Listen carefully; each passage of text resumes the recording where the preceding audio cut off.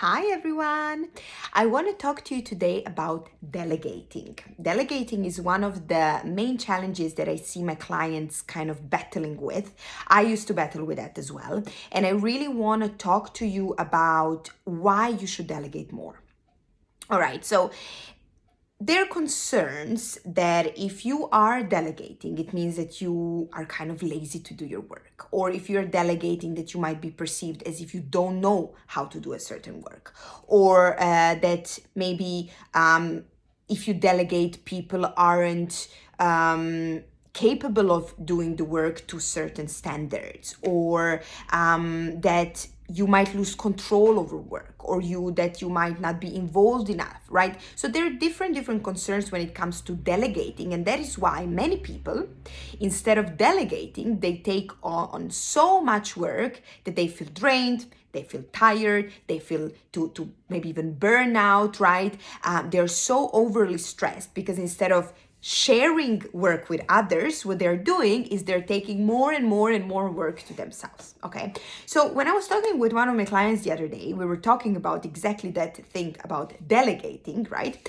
And I invited him to start looking at delegating as not something that you're kind of giving away, right?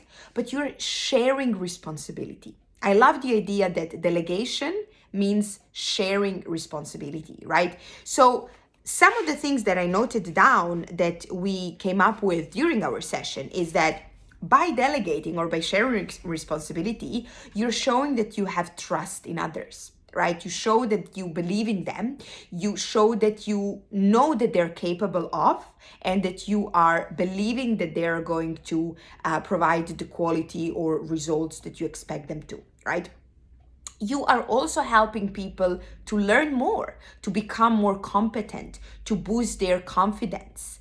They start to feel more engaged, right? Because when you share responsibility, it's then on them to perform, to bring certain results. And they immediately feel more involved, more responsible, more engaged, right? And therefore also are keen really to show you and to prove themselves to you, right? You're boosting efficiency because then it's not you that is doing everything and you that you are spreading yourself all around, but you are doing one thing, another person is doing the third thing, second thing, third person the third thing, and so on and so on. So at the end of the day, each of you did certain part, when put together makes it a big whole, right?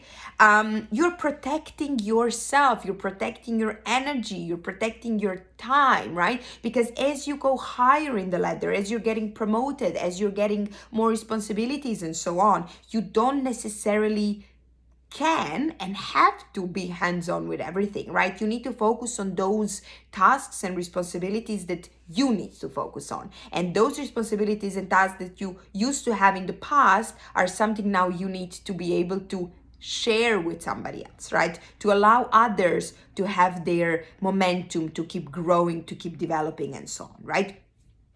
Let me see what else I have here.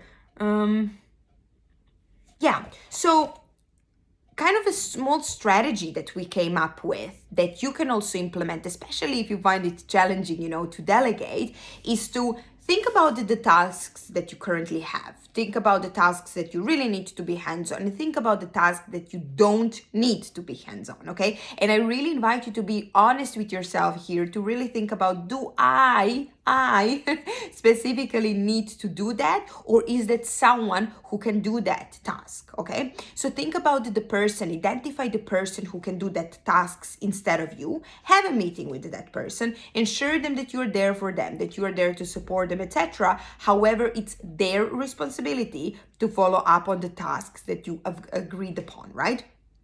At the end of the meeting, what you can do, you should set a follow-up, right? Put it in your calendar, put a reminder, say that, let's say on Friday, you're going to have a chat to see where he or she is at, and to ensure that everything is really going smoothly. But of course, in the meantime, if there are any kind of questions or any support they might need, you are there for them, all right?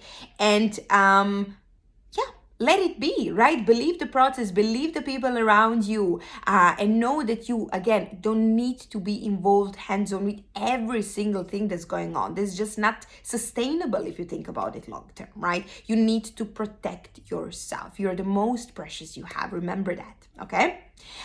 So let me know what you think about delegating. Let me know how good have you been with delegating, and tell me where can you improve in delegating, or maybe any tips that you have that can help all of us to feel kind of more free about delegating to others. I look forward to hearing from you as always. Speak soon. Bye bye.